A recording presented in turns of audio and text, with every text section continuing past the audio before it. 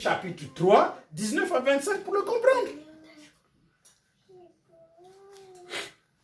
Les gens s'embrouillent en ce qu'il lit un texte de l'Ancien Testament et il donne son explication à lui. Alors que l'explication a déjà été donnée.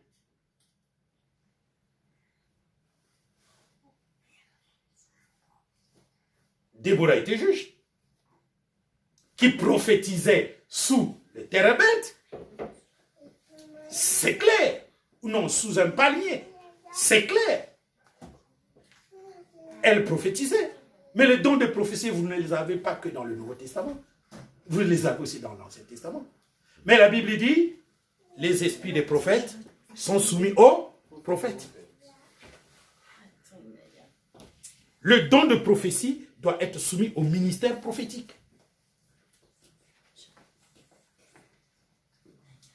Il y a une différence. Même entre un apôtre et un prophète, il y a une différence. Entre un prophète et un docteur, il y a une différence, frère. Entre un apôtre donné, un prophète donné, un évangéliste donné, un pasteur docteur donné, il y a une différence. C'est écrit. Mais même dans la parole de Dieu, les gens ne voient pas.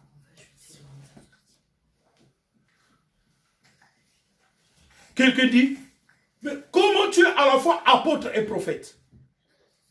La Bible dit, ou tu es apôtre, ou tu es prophète. Frère, est-ce qu'il y a quelqu'un qui puisse prendre cette Bible et me montrer là où la Bible dit, ou tu es apôtre, ou tu es prophète? Ils ont lu Éphésiens, ils l'ont mal compris. Exactement, ils ont lu Éphésiens, ils ont mal compris. Ils ont lu 1 Corinthiens 12, versets 28 à 30, et ils ont mal compris. Dans ces deux textes, on a cité les ministères. Mais on n'a pas dit que vous êtes obligatoirement apôtre. Mais non, un apôtre que Dieu envoie doit forcément être un prophète, forcément être un docteur.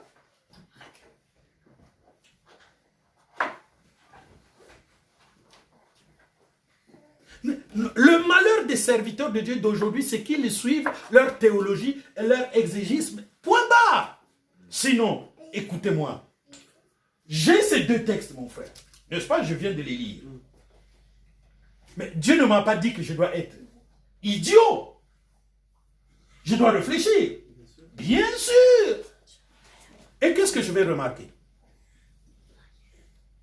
Je vais remarquer que Paul était premièrement sauvé selon la loi. Oui ou non? Nous allons le lui refuser? Non. Parce que Philippiens 3 lui dit. Bien. Ce Paul-là reçoit le Saint-Esprit. Il est directement envoyé par le Seigneur. Oui ou non? Oui. Mais ce Paul commence d'abord par être prophète et docteur. Même ce Paul commence d'abord par être derrière Barnabas. Oui ou non? Oui. Et quand le Seigneur va les rencontrer à Antioche, ils sont 5. C'est des prophètes et docteurs. Le Seigneur dit, mettez-moi à part Saul et Barnabas. Non, Barnabas et Saul, pour bien répéter acte, Barnabas et Saul pour l'œuvre à laquelle je les ai appelés. C'est-à-dire, je les ai envoyés. Donc, ces deux prophètes et docteurs sont désormais apôtres.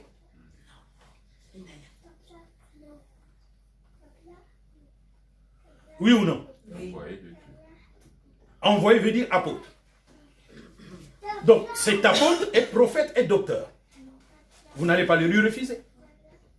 Ce n'est pas ces deux textes qui m'empêchent de savoir que quand Jésus appelle Pierre, il l'établit apôtre.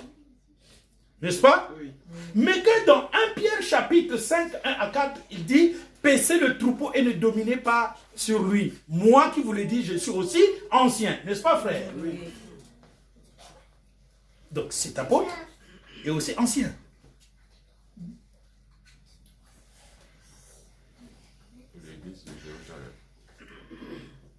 Jean va parler à Kyria. Il dit, moi l'ancien.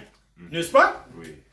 Mais ce Jean, vous allez lui refuser le titre de prophète? Mais c'est lui qui reçoit les révélations sur l'île de Patmos. Oui. Mais celui qui reçoit les révélations de Dieu est un prophète. Oui. Toutes ces preuves continuent quand même à être. Toutes ces preuves bousculent parce qu'il y a une énumération des ministères qu'on confond. Et on ajoute, est-ce qu'on peut être à la fois? Mais tu poses une question qui n'existe même pas dans la Bible. La Bible dit, tous sont-ils apôtres? Tous sont-ils prophètes? Tous. Donc c'est pour vous dire, là c'est un apôtre, là c'est un prophète, là c'est un opérateur de miracles, là, parce qu'ils ont établi ainsi. Et donc ils vont aller d'église en église pour ça. C'est tout simplement ce qu'on veut vous dire. Vous allez refuser à Paul le fait qu'il est prophète. Les dons de prophétie disent, tu vas souffrir. Il dit, oui, je le sais. Partout, dans toutes les villes où il y a des églises, le Saint-Esprit le dit. Mais je suis prêt à mourir pour Christ. Donc c'est supérieur à votre crainte que vous avez. Vous voulez que je n'aille pas mourir pour Christ. J'irai à Jérusalem. Parce qu'il est écrit, les esprits des prophètes sont soumis aux prophètes. C'est-à-dire que le prophète est plus grand que le don de prophétie. Voilà. Vous êtes en train de comprendre ces choses. Amen. Nous avons toujours besoin de la foi. Et donc, malade, il faut que tu entres dans ton problème. C'est ce qui va arriver à Naaman. Naaman est malade. Le Seigneur va accomplir Exode 15, 22 à 27 d'une manière littérale. Naaman, jette-toi dans le Jourdain. Ici, en Exode, c'est un bois. Mais le bois là, c'est un être humain. Exemple, Naaman. Jette-toi dans le Jourdain, Naaman. Parce que c'est ce qui est écrit là, pour être guéri. Et il se met à bouder. Il se met à bouder. Maintenant, comprenez ce que Dieu fait. On lui dit, mon général, s'il t'avait demandé quelque chose de difficile, n'aurais pas tu fait la chose? Oh oui. Quelque chose de difficile. Hein? Tu vois? Les gens veulent quelque chose de difficile pour guérir. Ils ne se rendent pas compte que c'est de l'orgueil. Les gens ne veulent pas guérir parce que Dieu a fait. Ils veulent guérir parce qu'ils ont beaucoup prié.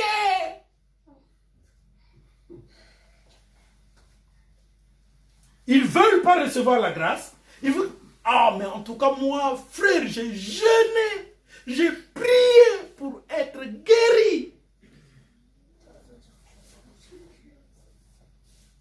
C'est ce qu'ils trouvent honorable. Frère, dès que tu n'es plus une même maladie, la personne succombe. Parce que il ne peut pas accepter que c'est Dieu qui guérit. Il faut qu'on parle de lui.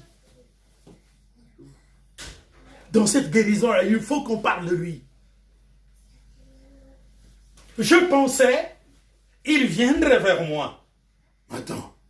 Toi, tu n'es qu'un général qui a gagné la guerre contre Israël.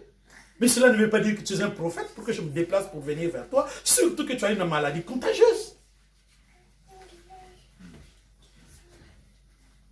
Je mets ma puissance sur mon serviteur qui vient te parler. Mais moi, si je viens, je vais prendre ta maladie. Je pensais qu'il agiterait la main. Qu'il agiterait la main et qu'il guérirait. Mais non, tu ne peux pas chercher Dieu pour qu'il intervienne dans la vie avec ta propre solution à toi. Ça veut dire que tu ne veux pas accepter la grâce de Dieu.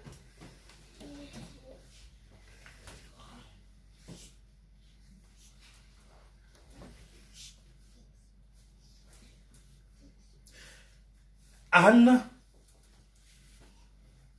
se trompait et trompait Dieu pour aller remercier Dieu à Silo. Elle n'avait pas le droit d'aller remercier Dieu. Il fallait qu'elle reste chez elle. Parce que Dieu n'avait rien fait pour elle. Ça, c'est extraordinairement bon. Tu te lèves, merci Dieu parce que tu m'as donné le souffle de vie.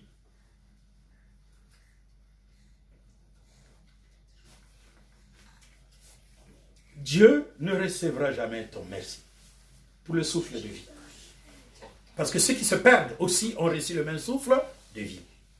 On remercie Dieu pour ce qu'il a fait. D'accord?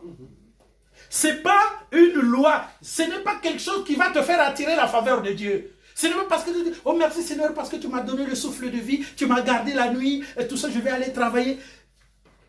Ta prière-là ne fera pas que tu ailles bien travailler. Si tu es fatigué, tu arrives au boulot, tu seras fatigué. Ce n'est pas ta prière qui va te donner la force. Tu t'es réveillé fatigué, tu veux bien aller boulonner. Très tôt, fais un effort musculaire. Réchauffe tes muscles. Si tu veux aller bien travailler. Mais si tu penses que tu te réveilles là, Dieu va te donner la force, non. Il faut que tu contribues. Il y a des lois naturelles. Tu es fatigué, tu fais du fitness le matin pour réchauffer les muscles. C'est une loi naturelle. Dieu ne va pas intervenir dans la loi naturelle.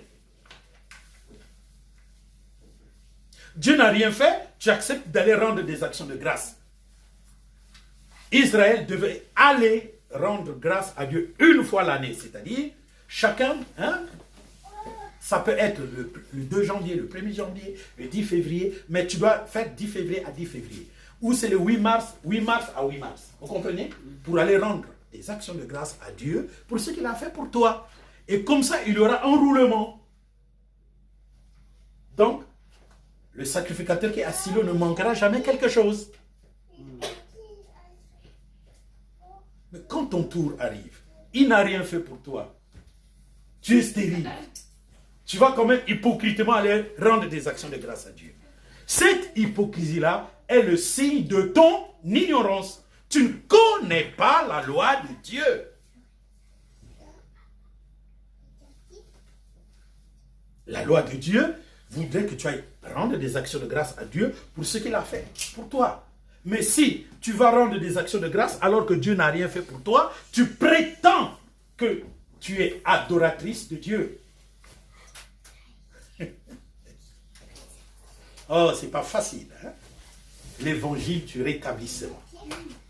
C'est pas facile.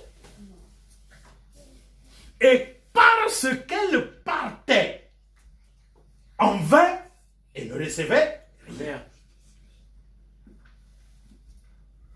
Jusqu'au jour où, durant toute une année, elle a commencé à réfléchir. Dit, mais ça me fait peut-être 10 ans que je vais rendre des actions de grâce, je ne gagne rien. Mais cette fois-ci, je vais y monter. Mais je vais lui parler.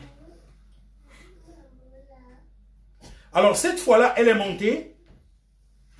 Elle est allée parler avec Dieu. Est-ce l'homme de Dieu qui lui a dit ce qu'elle devrait dire? Non. Est-ce son mari qui lui a dit ce qu'elle devrait dire? Non. Est-ce Pénina qui l'a mortifiée, qui a arrêté de la mortifier? Non. Elle a pris une ferme résolution pour aller parler à Dieu. C'est ce que nous vous demandons de prier. Prier, ce n'est pas un exercice du matin ou du soir. C'est poussé par le Saint-Esprit que tu dois prier. Et quand tu vas parler avec Dieu, parle vraiment avec Dieu. Et ne pensez pas que parler avec Dieu, c'est facile. C'est une lutte. Ce que tu vas dire n'est pas obligatoirement bon. Cette femme se présente là devant le Seigneur. Elle se présente devant l'arche de l'Alliance. Mais c'est de la folie. Elle n'a pas le droit. Le sacrificateur qui l'a posé là ne s'avance même pas. Il regarde de loin l'arche, frère. Parce qu'il craint Dieu. Mais elle, une souffrance de peut-être 20 ans. On ne sait pas combien d'enfants Pénina avait multiplié par 3 ans. Parce qu'en Israël, c'était 3 ans qu'il faut célébrer. Donc, c'est après 3 ans qu'il faut avoir un enfant. Tout ça, multiplié par le nombre d'enfants, et ne faisait que souffrir. Même les belles paroles de son mari. Ma valeur n'est pas plus que 10 enfants que tu me donnerais. Oh, mon mari, c'est du baratin. Parce que toi, c'est toi, mais les enfants, c'est les enfants. Tu n'es pas les enfants. Tu ne peux pas être à la fois et toi et les enfants. Là, je m'en vais parler à Dieu. Je vais dire à Dieu ces 4 vérités pour moi.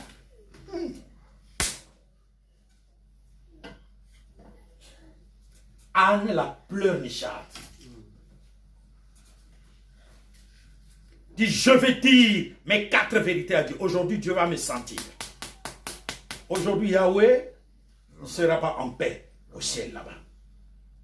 D'abord, je commence par aller enfreindre la loi de son arche de l'alliance. Je vais m'y approcher.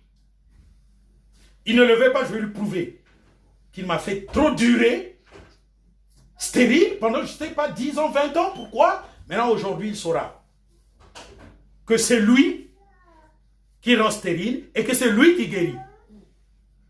Il a tellement été celui qui m'a rendu stérile. Maintenant, je vais le forcer à être ma guérison. Moi, Anne, la pleurnicharde, elle prend tout son courage.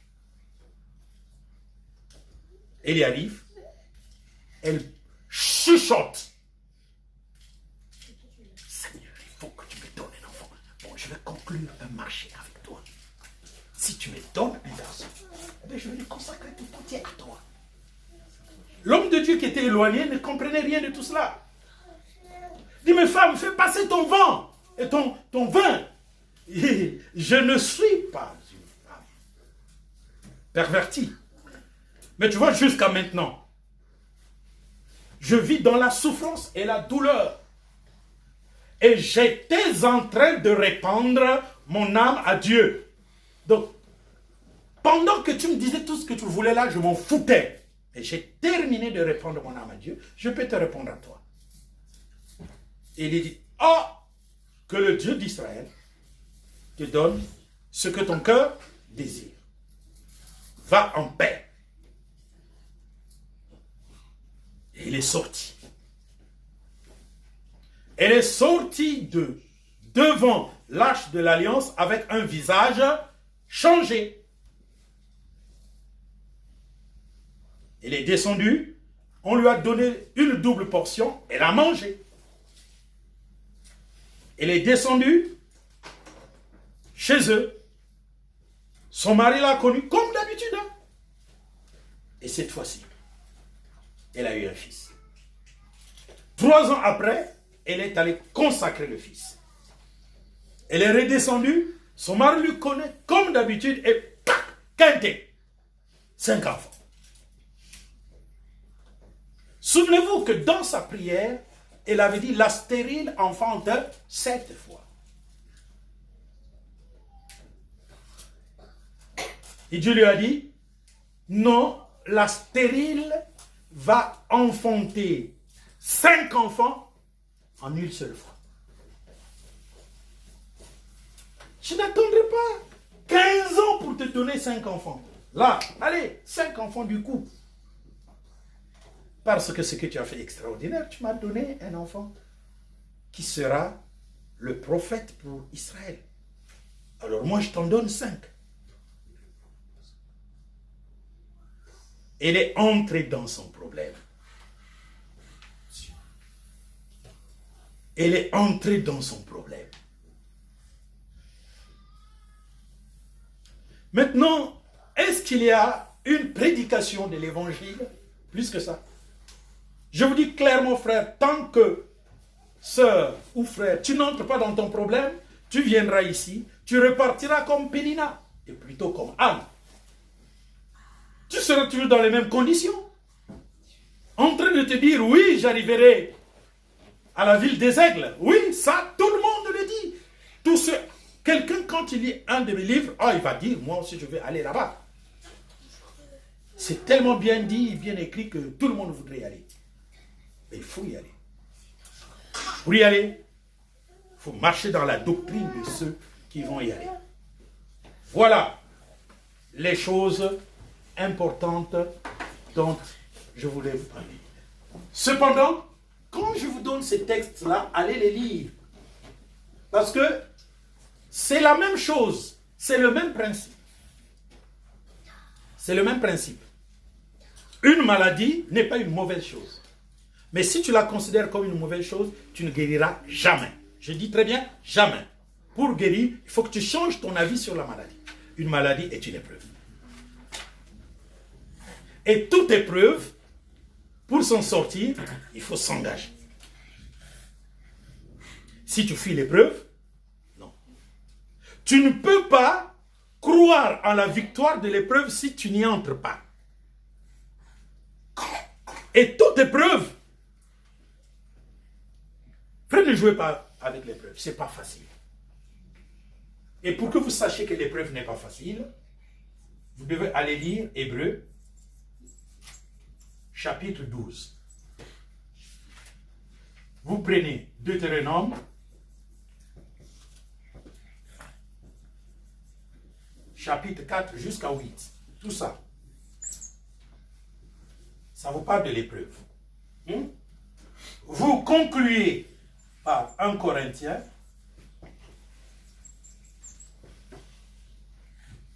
chapitre 10, verset 13.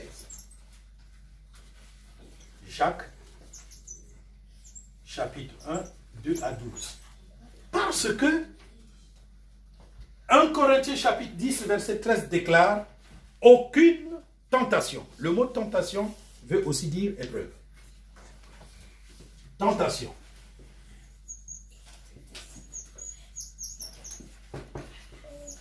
Égale épreuve. Égale perdition. Vous comprenez? Le mot tentation, ça veut dire épreuve. Qui dit épreuve dit victoire. Enfant de Dieu. Mais il y a aussi la tentation qui est une perdition. En grec, ce mot-là a deux sens. C'est une épreuve pour un enfant de Dieu, véritablement enfant de Dieu. Oui. C'est une perdition pour celui qui n'est pas enfant de Dieu. Pour un faux enfant de Dieu. Aucune tentation ne vous est survenue qui n'ait été humaine. Donc, toute épreuve, vous avez la possibilité de remporter la victoire. Pourquoi? Car Dieu est fidèle. Il ne permettra pas que vous soyez tentés au-delà de vos efforts. Donc, toute épreuve est égale victoire. Toute épreuve est égale victoire.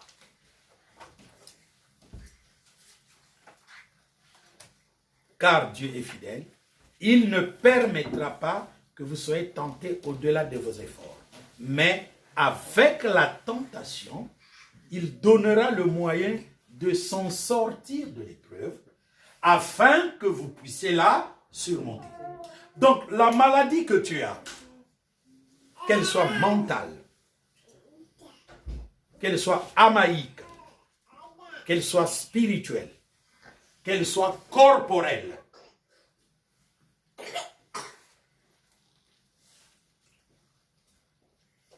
c'est une épreuve toute simple. Il y a une solution. Et c'est toi qui as ta solution. Maintenant, moi, je t'aide pour embrasser ta solution. Pour comprendre la solution de ta maladie, il faut d'abord considérer la maladie comme une bonne chose. Tant que tu ne l'as pas encore acceptée, donc tu la rejettes. Tu rejettes l'épreuve, tu ne trouveras pas la solution. Tu acceptes l'épreuve, tu trouveras la solution.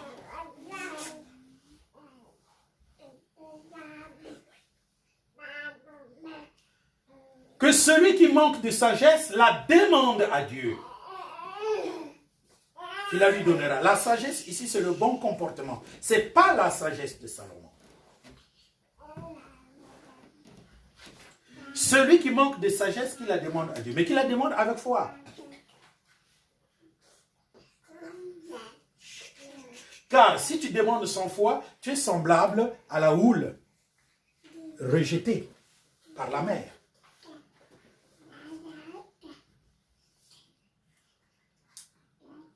Donc, à moins que vous ayez des questions, je voudrais prendre 3 questions. Oui? Moi, j'ai une question par rapport à quand vous avez dit que ceux qui blasphèment contre le Saint-Esprit sont remplacés par une autre personne, la personne la plus juste sur la terre. Au moment où cette personne aura blasphème. Parce que le blasphème contre le Saint-Esprit est un péché impardonnable. Or, ce monsieur a été prévu pour aller à la vie éternelle. Mais tu as dit aussi que ça n'avait pas été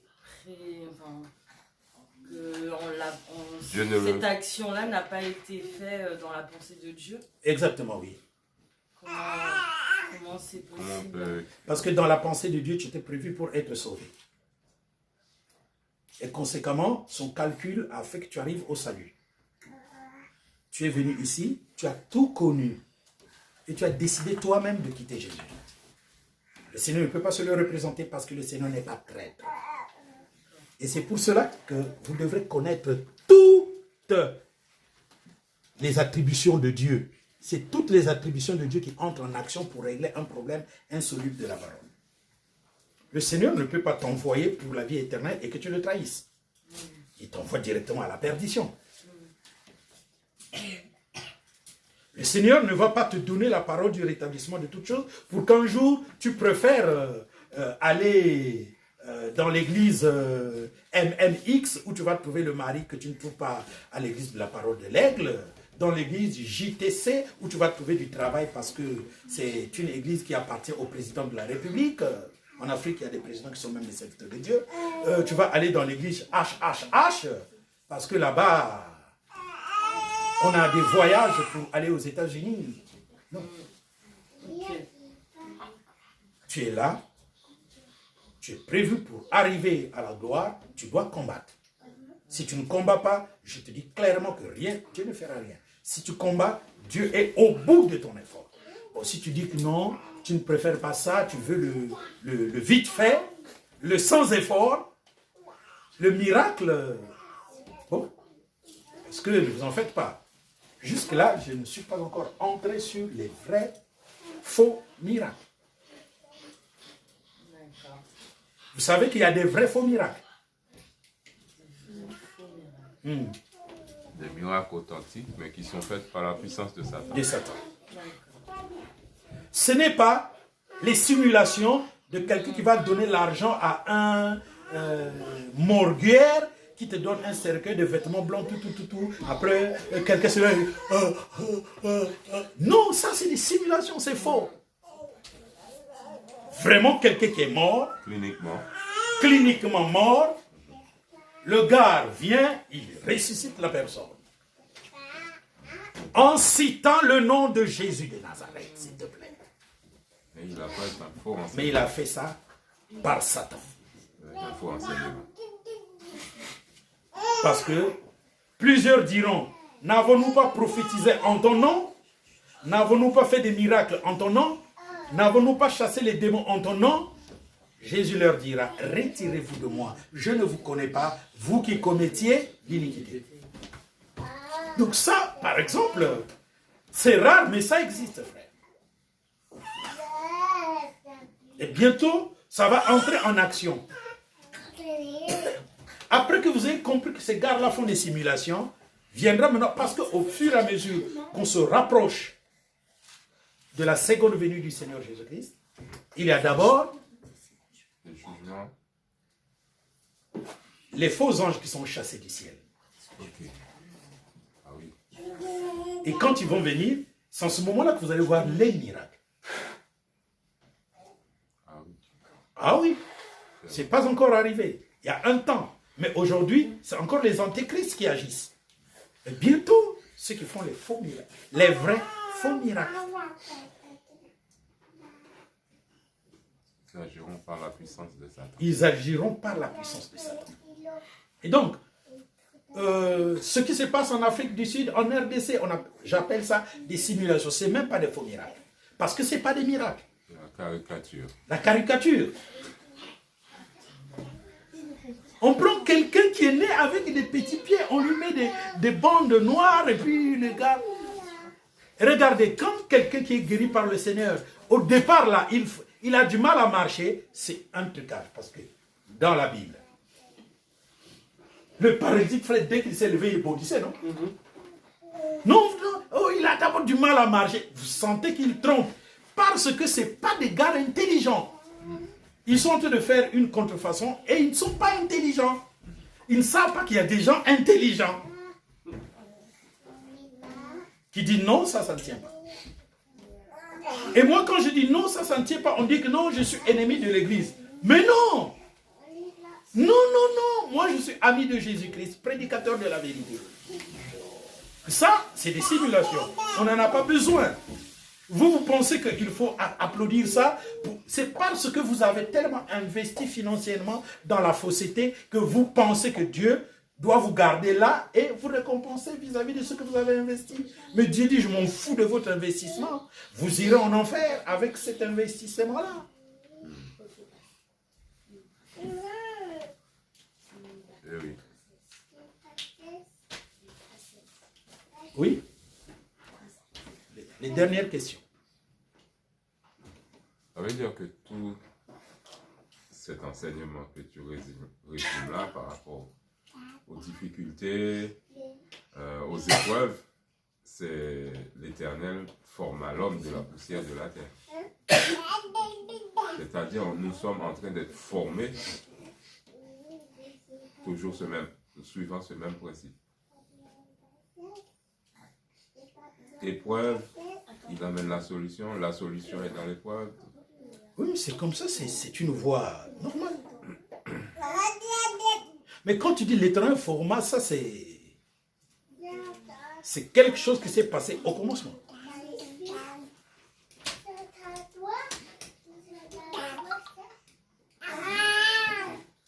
Qu'est-ce qu'on a lu dans 1 Samuel 6, verset 8. Tu peux me lire 1 Samuel, chapitre 2, 6, verset 8.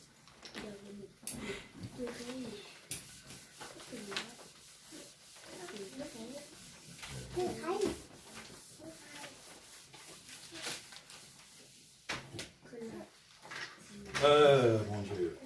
1 Samuel 2, verset 8. Donnez-moi mariage, divorce, remariage, De la poussière, tome 2. il retire Frère, le pauvre. donne-moi mariage, divorce, remariage, tome 2.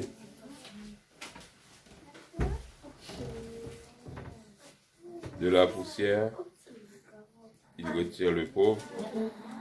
Du fumier, il relève l'indigent pour le faire asseoir avec les grands.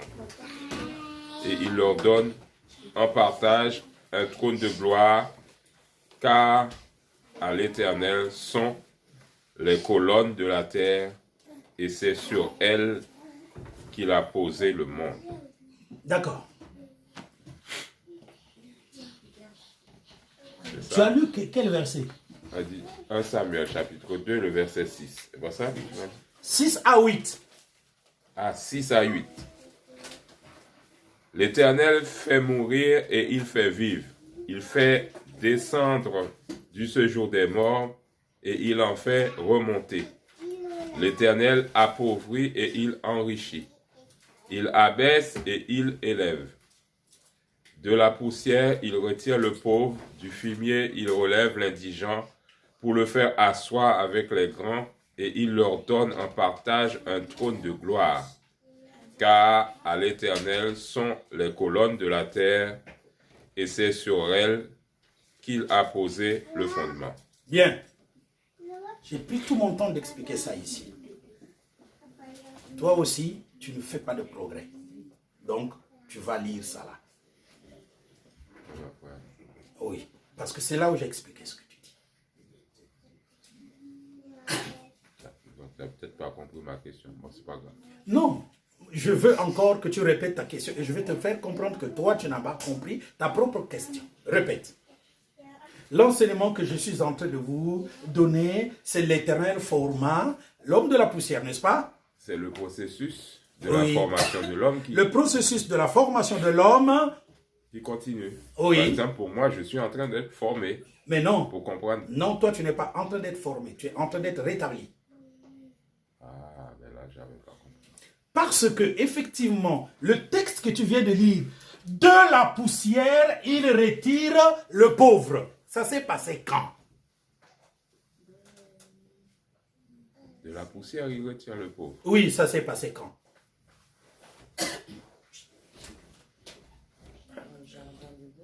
Dans le jardin d'Éden, il y avait 13 pauvres à qui il a dit, je vais vous donner la formation. Les 13 pauvres là, c'est quoi? C'est la poussière, n'est-ce pas? Oui. Et il y a un seul qui a accepté la formation. C'est ça. N'est-ce pas? Oui. Donc, quand dans Genèse on dit, l'Éternel Dieu forma l'homme de la poussière, ça veut dire quoi? Ben, frère, j'ai compris l'Éternel Dieu forma l'homme de la poussière. Ça veut dire que l'Éternel enseigne Adam. Il y a la poussière. Enseigne Adam. La poussière. 1, 2, 3, 4, 5, 6, 7, 8, 9, 10, 11, 12. Il y a un 13e. C'est ça qu'il appelle la poussière. La poussière, oui. Son humanité. Voilà. Rescapé. Oui. Maintenant, il va soustraire un. Ouais. Il le met à part. On appelle ça l'Éternel forma l'homme de la poussière de la terre. Donc la poussière, c'est cette humanité-là qu'il a soustrait là, qu'il a amené ici. Et cette femme-là est en train de répéter la même parole. Il dit, écoutez, je vais vous le dire. Moi là, j'étais une incrédule. Pénina aussi est une incrédule. Même mon mari est un incrédule qui me donne du baratin. Mais mon problème, c'est que c'est l'Éternel qui doit me faire quitter toute cette ambiance de perdition-là pour m'apporter la solution. Par ce qu'il a révélé à moi. Qu'est-ce que l'Éternel a révélé? Que le Dieu d'Israël te donne ce que tu lui as demandé. C'est expliqué là. Dans ce livre, je vous ai expliqué le problème qu'a eu l'humanité, c'est-à-dire la reproduction par la vertu du Saint-Esprit. Adam a échoué. Le Seigneur est venu, il dit à Noé, Noé, oui, bon, c'est à ton tour. Noé, qui comprend qu'il dit, ah, mais merde, Dieu a détruit parce que la terre est remplie de géants, n'est-ce pas? Pourquoi? Mais parce que les fils de Dieu sont allés vers les filles des hommes. Donc moi, Noé, j'ai combien de fils? Quand ces fils-là ont combien de femmes? C'est pas la famille? Comment Dieu permettra-t-il que nous reproduisions la terre avec mes 3 fils et mes 3 belles-filles qui sont une famille? Donc Noé, en retirant et en étant retiré de 2 milliards de personnes qui ont été détruites, Dieu voulait qu'il procède par la reproduction, par la vertu du Saint-Esprit. Dès qu'il a compris ça, il dit, ah, madame, tu as vu ce que Dieu a fait là? Oui. Donc, ces enfants-là ne doivent pas se multiplier entre eux. Toi et moi non plus. Toi et moi non plus. Désormais, c'est par la vertu du Saint-Esprit. Quoi? Par la vertu du Saint-Esprit? Non, moi je ne suis pas d'accord. Tu n'es pas d'accord avec Robert. On se sépare de lui. On va voir comment tu vas faire. On verra comment tu vas faire. On se sépare de lui. Et c'est pourquoi tout ça, ça a troublé la tête du vieux prophète. Frère, tous ces milliards-là détruits à cause de ça. Et je veux que ma famille s'engage en ça. Ils ne veulent pas. Ils me traitent de fou. Bon, il a pris le vent.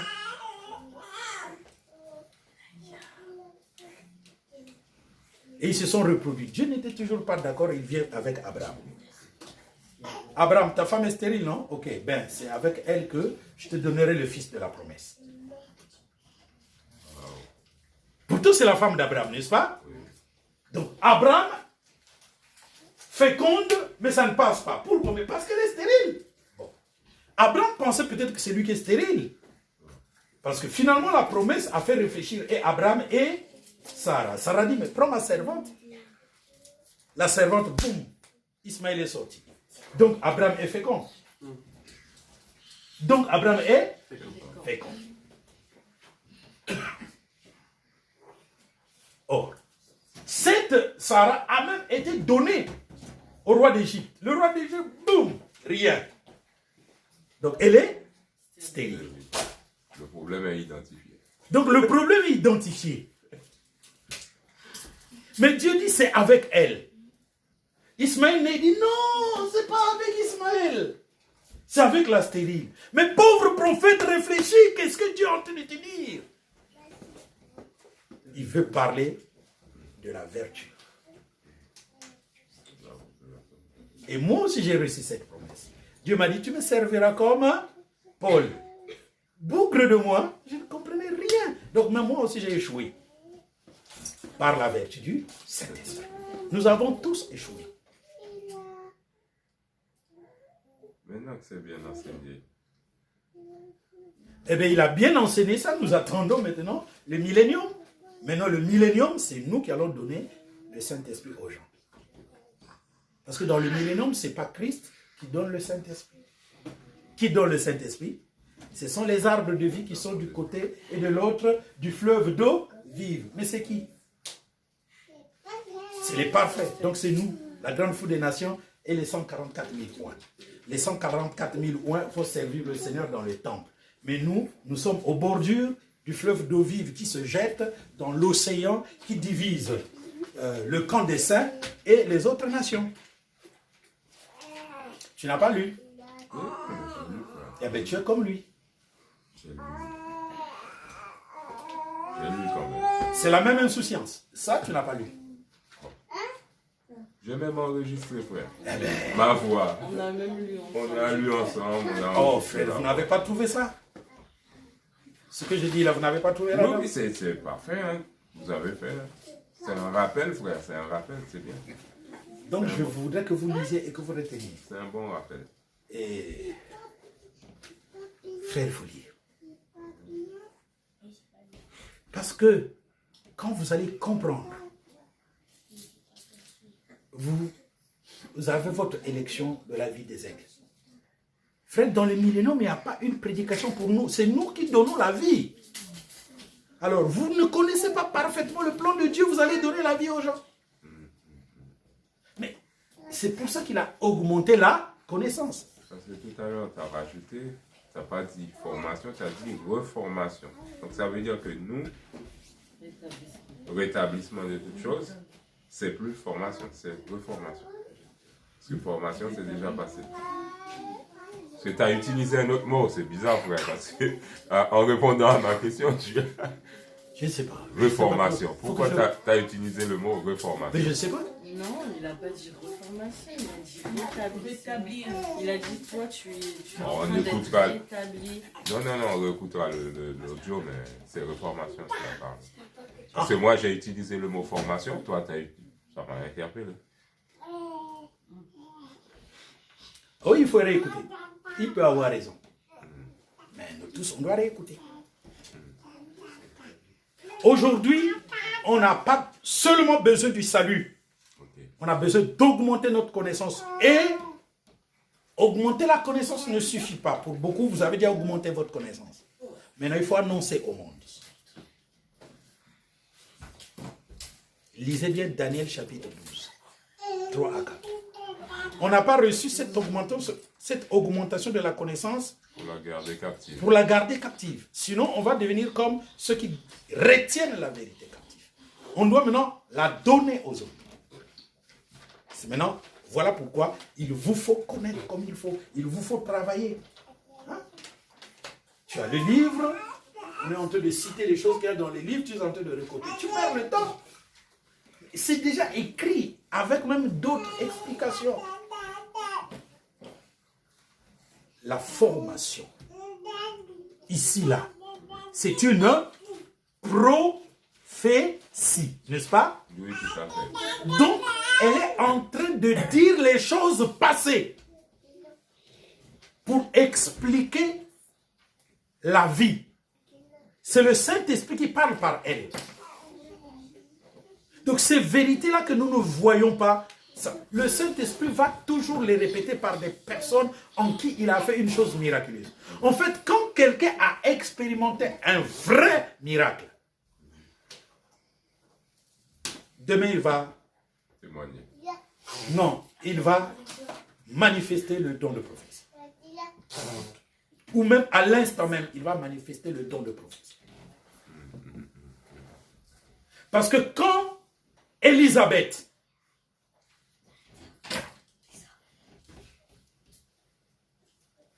Marie la salue, l'enfant qui ne remuait pas depuis 6 mois, l'enfant qui ne bouge pas dans un ventre d'une maman depuis 6 mois, c'est un enfant mort, n'est-ce pas?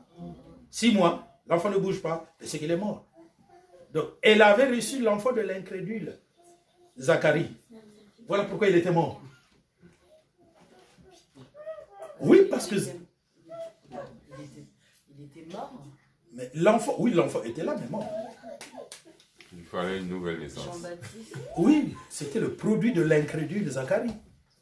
Donc, l'enfant était mort, puisque 6 mois, l'enfant ne bougeait pas. C'est quand Marie salue Élisabeth que l'enfant bouge. Donc, l'enfant était mort, il a été vivifié par le baptême du Saint-Esprit. Et elle a crié, oh, heureuse celle qui a cru ce qui lui a été annoncé. Car dès que la salutation a effleuré mes oreilles, l'enfant qui était dans mon sein a bougé. Donc elle savait qu'il y a déjà un enfant. N'est-ce pas? Mais parce que le processus naturel s'est arrêté, donc il y a un enfant, mais qui ne bouge pas, et qui bouge seulement maintenant. Or, c'est depuis 6 mois qu'il est là et qu'il ne bouge pas. Donc elle était dans sa réflexion pendant un moment là. Pourquoi? Elle était mourante elle-même, dans son âme. Comment j'ai un enfant qui ne bouge pas? Donc elle était attentive. Le cycle naturel dit que c'est arrêté. Donc il y a un enfant, mais ça ne bouge pas. Mais qu'est-ce qui se passe? Elle n'a pas fait une échographie, quoi. Non, il n'y avait pas d'échographie, etc. Et donc, elle se met à prophétiser et lisez ce qu'elle va dire. C'est une profonde prophétie. Parce que le miracle libère. En fait, c'est une assurance de la foi. Ça va être bon quand vous allez lire les livres sur les dons spirituels. Mais sur les dons spirituels, si vous ne lisez pas, là tu as lu, tu n'as rien compris. Mais c'est pas bon, frère. Vous n'allez pas arrêter le frère d'écrire parce qu'il y a la mission qu'on doit faire. Il faut augmenter la connaissance.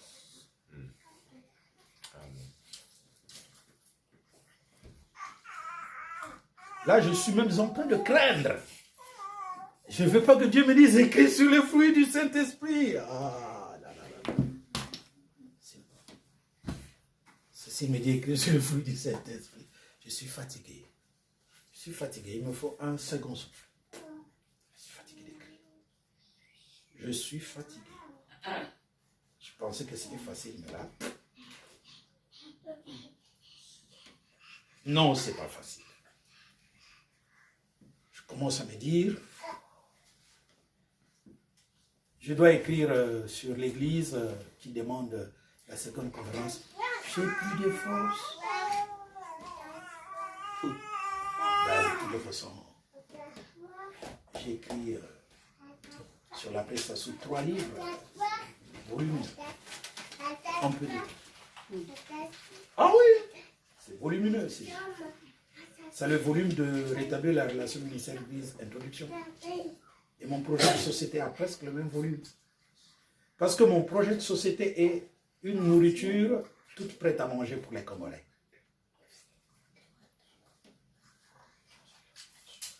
Dieu est plus intelligent que les hommes politiques. Amen.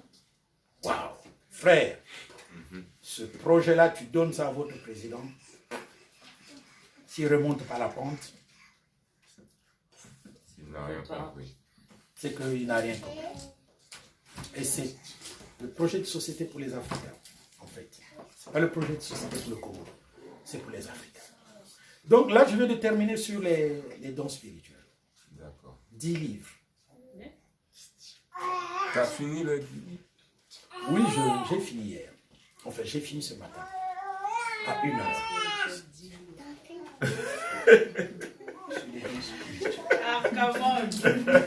Oui, il y en a qui n'ont que 40 pages.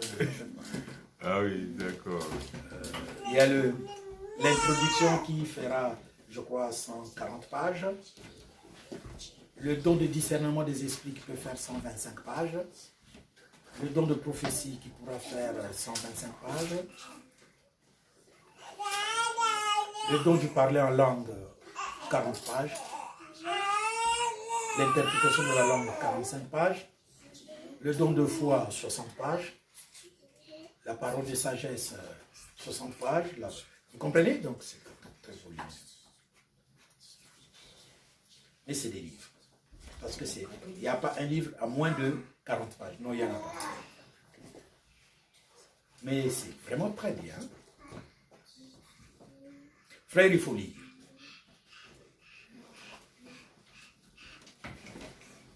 Il faut lire. Quand je veux voir que vous lisez beaucoup, je prierai pour vous, pour que vous aussi vous commenciez à écrire. Je vous laisse parce que vous prétendez vous aussi écrire.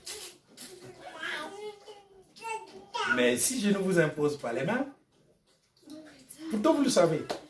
Mais il n'y a personne qui a osé. Je vais écrire.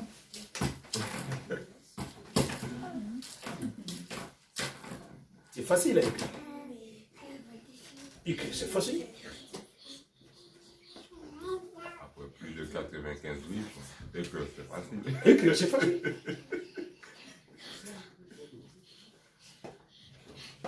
Seulement le problème, c'est que moi, c'est quelque chose qu'il a donné. C'est pourquoi j'ai la force et l'entrain.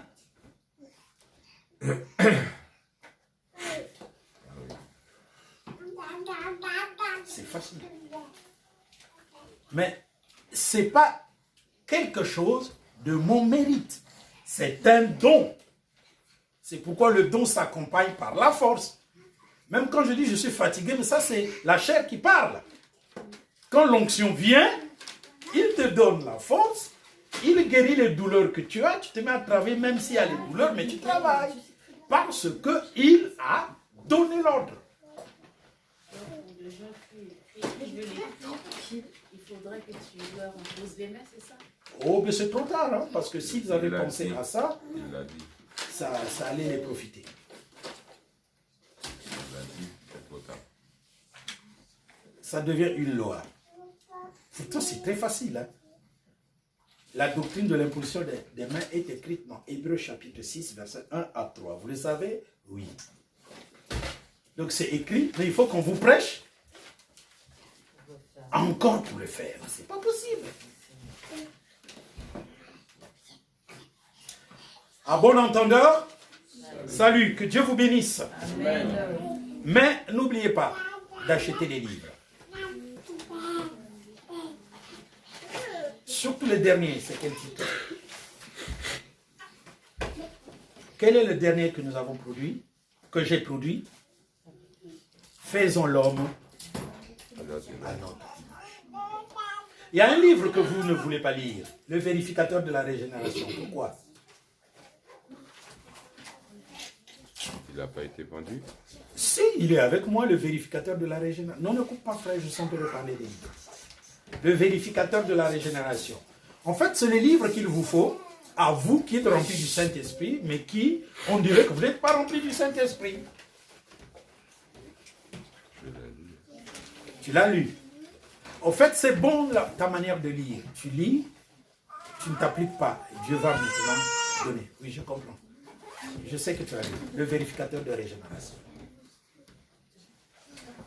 Il faut que vous puissiez le lire.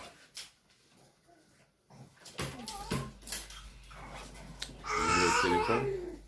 Hein? Ton numéro de téléphone peut-être? Pour Pourquoi? ceux qui veulent faire contact dans la vidéo.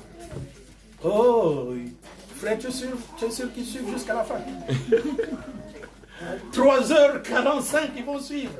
Mon numéro de téléphone, 06 79 81 10 84. Je reprends, 06 79 81 10 84.